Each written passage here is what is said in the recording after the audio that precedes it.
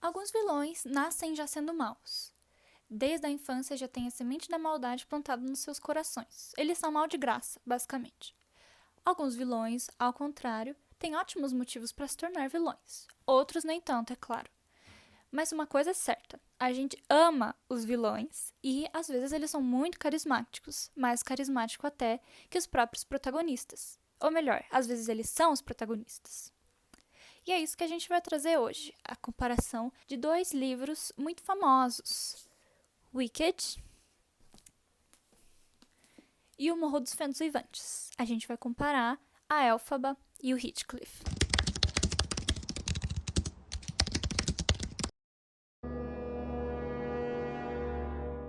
Vamos começar falando de Wicked. Eu estou falando exclusivamente do livro, apesar de colocar algumas imagens do filme.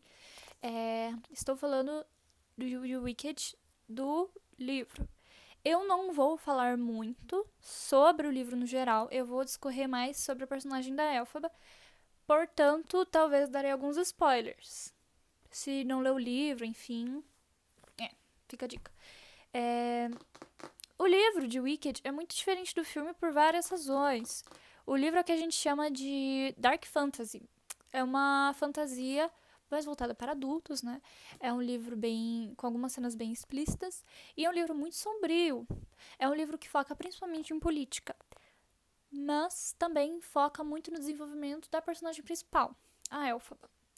A Elphaba no livro, na adolescência dela, principalmente, ela é descrita como uma pessoa muito irônica, ela é muito estudiosa, ela sempre teve, enfim, uma paixão pelo assunto que é os animais falantes.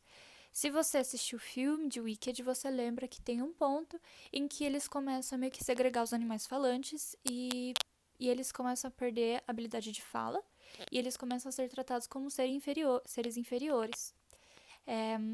A Elphaba, ela se envolve com um professor de X, que é onde ela estuda, e, enfim, ela acaba se envolvendo ali nessa questão.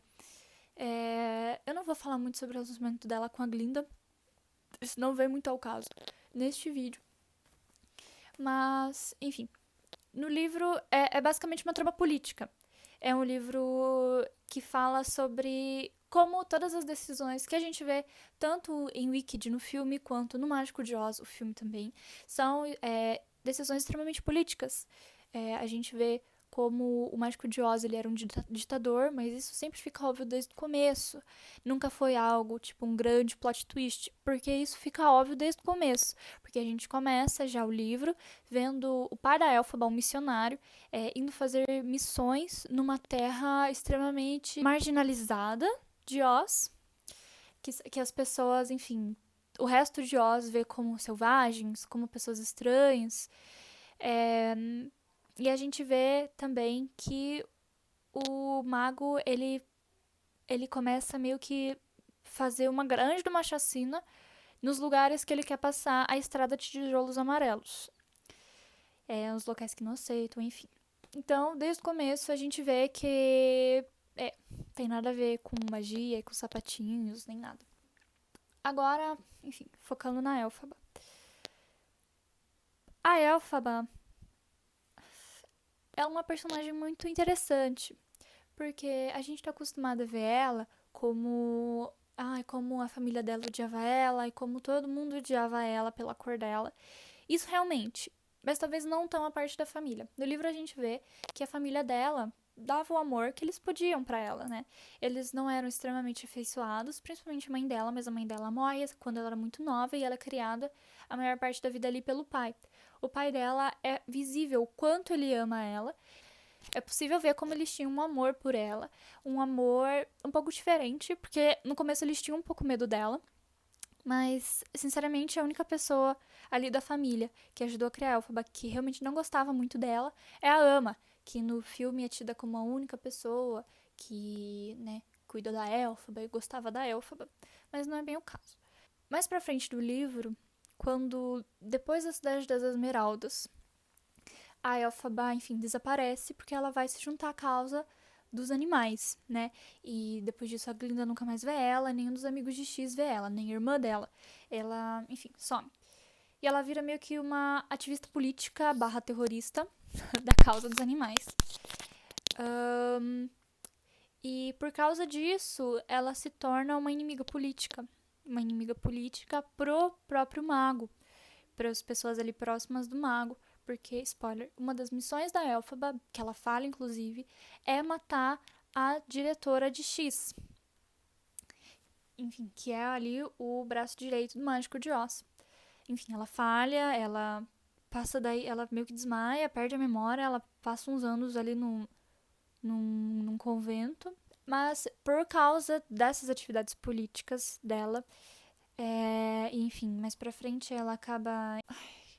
É que se eu falar muito, vai ser tipo muito spoiler. Mas olha, sinceramente, eu acho que não vai dar pra falar muito sem dar spoiler.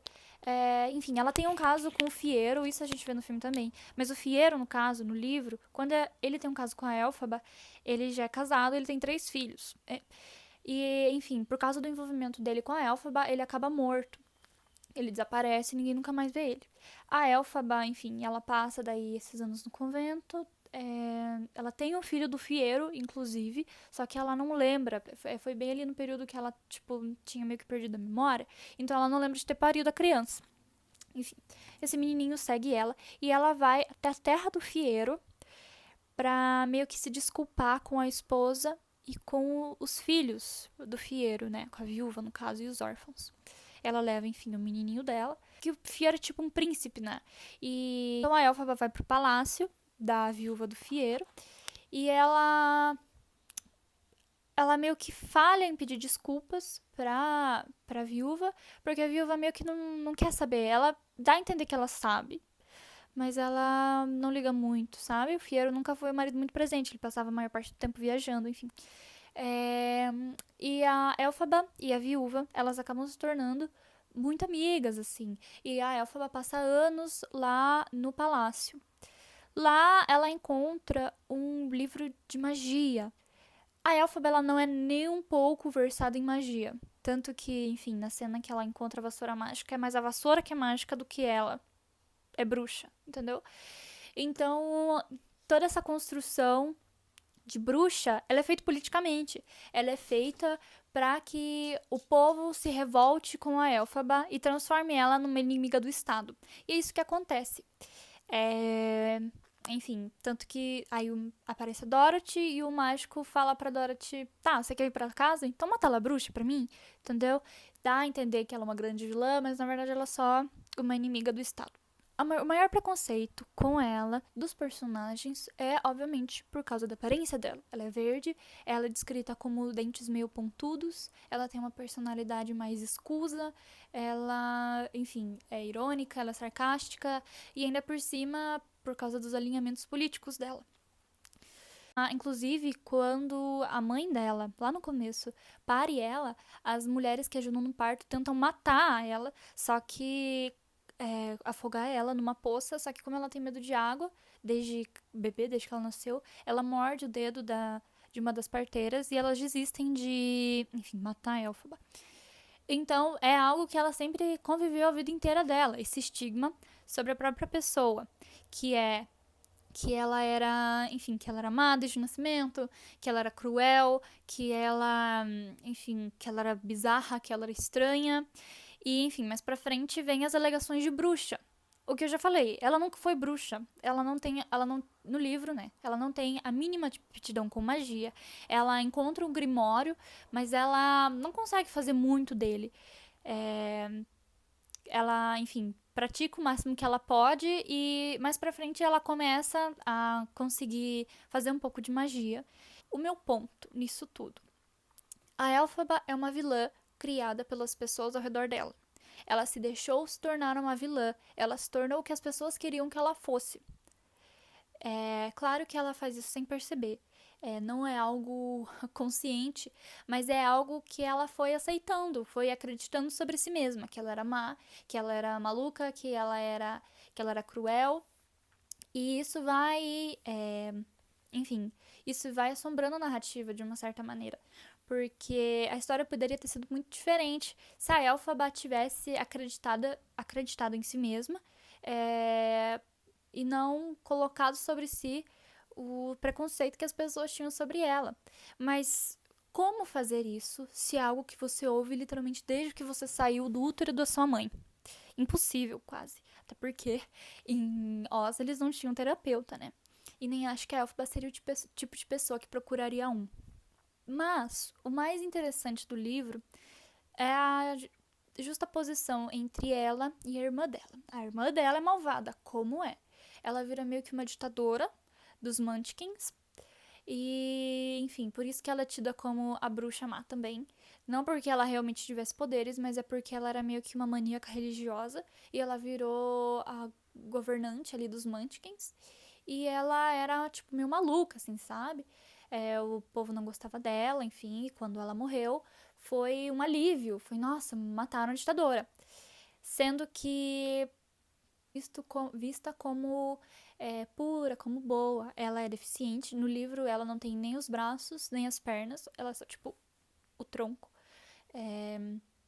E ela era muito religiosa, ela era muito bonita. Então, ela sempre foi vista como o oposto da Elphaba. A Elphaba era má, a Elphaba era pervertida, enfim. E com aparência também, né? Era uma discrepância muito grande. E a gente vê que... Eu acho que a única coisa que o pai da Elphaba realmente... Talvez não a única coisa, né? Mas a coisa que mais pegava pra Elphaba era o favoritismo do pai dela com a irmã dela. Porque a irmã dela era alguém que precisava de mais atenção, enfim. Tanto que ele dá os sapatos pra irmã dela. A Elphaba fica, né? Tipo, eu quero esses sapatos. A minha irmã morreu, agora eles são meus. Por isso que é essa obsessão com esse sapato. Porque, enfim, foi o presente do pai dela. Ela amava muito o pai dela. Então, concluindo a parte da Elphaba. A Elphaba, ela é uma vilã criada pelas circunstâncias. Ela é uma vilã muito, enfim, que ligou demais para a opinião alheia e ela se tornou exatamente o que falavam que ela era, o que ela não concordava, mas, enfim, ela acaba se tornando e no final do livro ela enlouquece mesmo, real oficial, e é quando a Dorothy mata ela. Mata ela de verdade, não tem segundo ato. É isso. Agora para o Heathcliff. O Morro dos Ventos Vivantes definitivamente não é uma história de amor. Não é um romance, apesar de conter romance nele.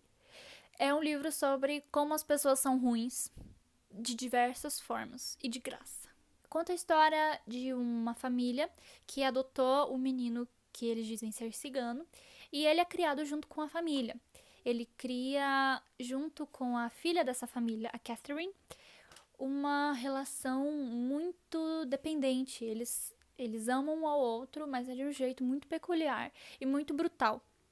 Eles não têm medo de se magoar um ao outro, nem de falar coisas horríveis, e nem de desejar a pessoa morrer, dela morrer, daí eles ficarem tipo, ah não, e agora?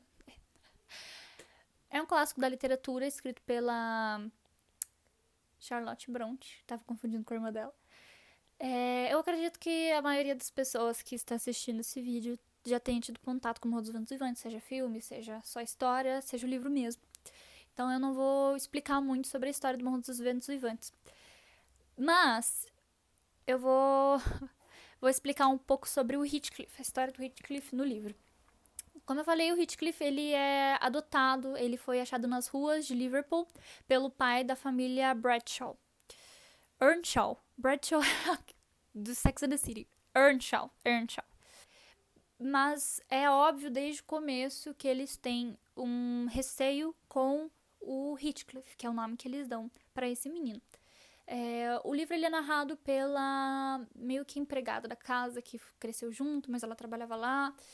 E a gente vê desde o começo uma versão ao personagem do Heathcliff. Sempre na infância dele, ele é descrito como uma criança silenciosa, vingativa e com a pele escura. Eu acho que esse é o maior detalhe, assim, que eles deixam. Tipo, ele era muito assustador, olha a pele escura dele. E, óbvio, vingativo porque espancava o moleque, daí ele ficava bravo e fazia alguma coisa, assim, tipo, contra a pessoa. Normal, né? Mas Ele é descrito sempre como maldoso, como como se ele tivesse nascido com um mal dentro dele. Desde a infância ele tem esse relacionamento com a Catherine, que é o grande amor da vida dele, ele é apaixonado por ela, ele faz tudo que ela manda. Ela acaba se apaixonando por um cara lá rico e meio que fala, tipo, ela faz a maior confissão de amor do mundo inteiro. Só que o Heathcliff, ele vai embora na primeira metade, ele não ouve a segunda metade, que fala: e se esse tirano que está lá em cima não tivesse rebaixado tanto Heathcliff, nem pensaria nessa possibilidade, mas seria uma degradação, e se me casasse com Heathcliff agora. E por isso ele nunca saberá o quanto eu o amo. Não é porque ele é bonito, Nelly, mas porque ele é mais eu do que eu própria. Não importa do que são feitas nossas almas, a dele e a minha são iguais. Enfim, ele não ouviu essa parte. Ele foi embora na primeira parte que fala, tipo, eu do casar com o Heathcliff até parece. Aí ele volta, tipo, ninguém sabe como ele ficou rico, ele fica rico. Ele volta, ele começa a encher o saco de todo mundo, começa a ser a pessoa mais babaca e maldosa do mundo inteiro. Ele casa com a irmã da Catherine agora, porque a Catherine está casada quando ele volta. E ele meio que espanca a mulher, bate na mulher, ele é bem maluco. Mas, eu não sei, o Heathcliff, ele continua sendo um personagem muito carismático o livro inteiro.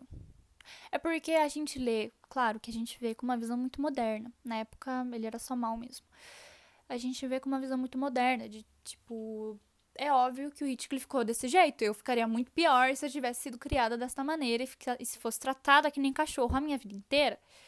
Então, o Heathcliff, assim como a Elphaba, ele se torna exatamente o que querem que ele se torne. Ele se torna mau, ele se torna cruel, ele se torna grosseiro, ele se torna uma pessoa sem escrúpulos nenhum. Ele se torna uma pessoa extremamente maldosa.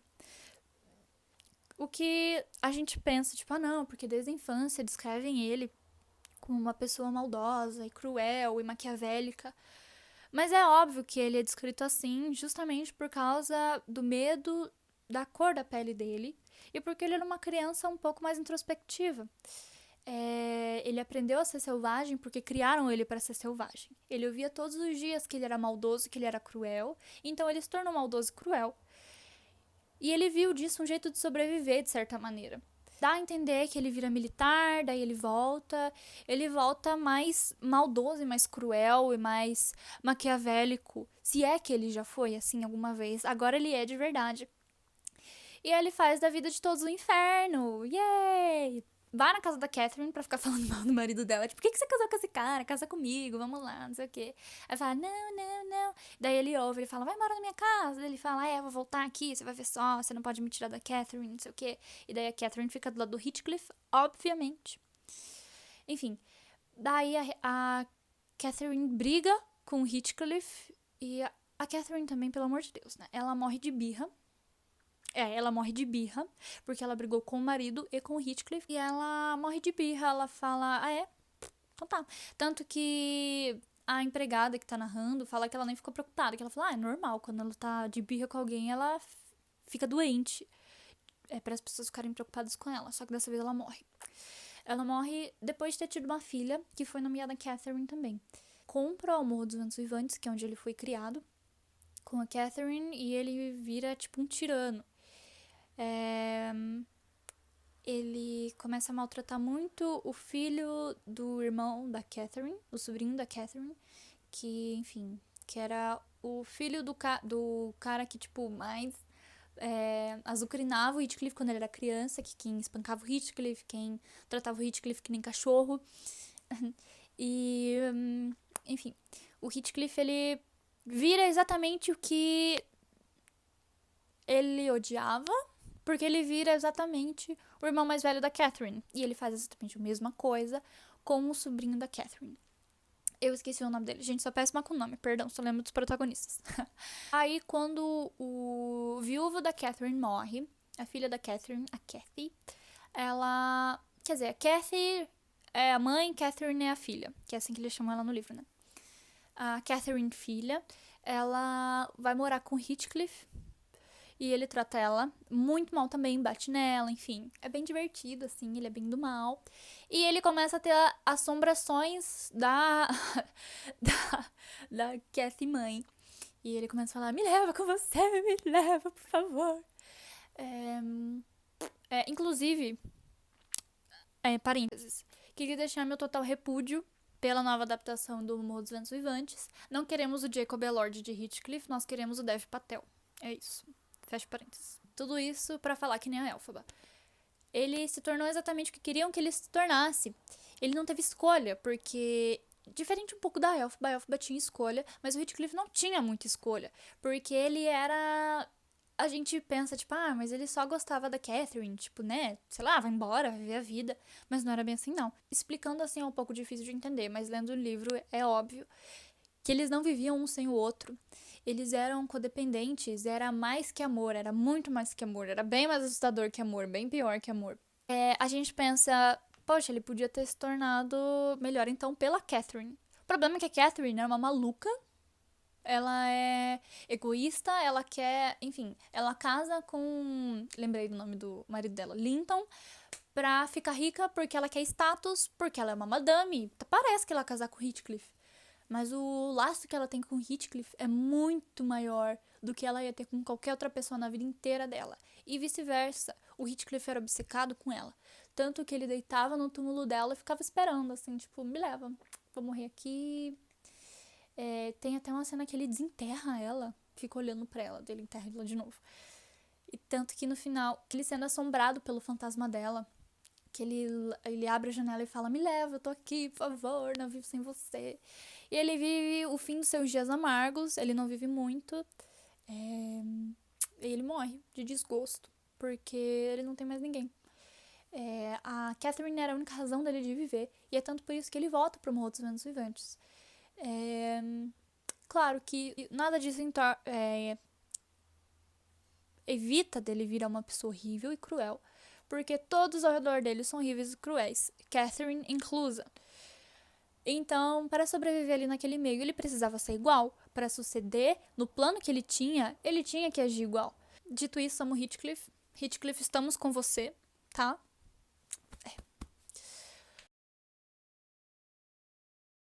Conclusão! Yay! Heathcliff e a Elphaba são personagens muito parecidos. Os dois são vilões criados pelas circunstâncias da história. E eles são meio que os protagonistas do próprio livro. Mas eles são vilões extremamente diferentes, porque a gente entende eles, a gente sente pena deles, e a gente entende o carisma deles um pouco, porque a gente vê de onde eles estão vindo, de onde toda essa maldade, crueldade está vindo. E a gente pensa, se fosse eu faria muito pior. Então é isso. Eu espero que o vídeo não tenha ficado muito confuso. Gente, se inscrevam. Curtam o vídeo aí, comentem o que vocês acham. Mas é isso. Muito obrigada por assistirem.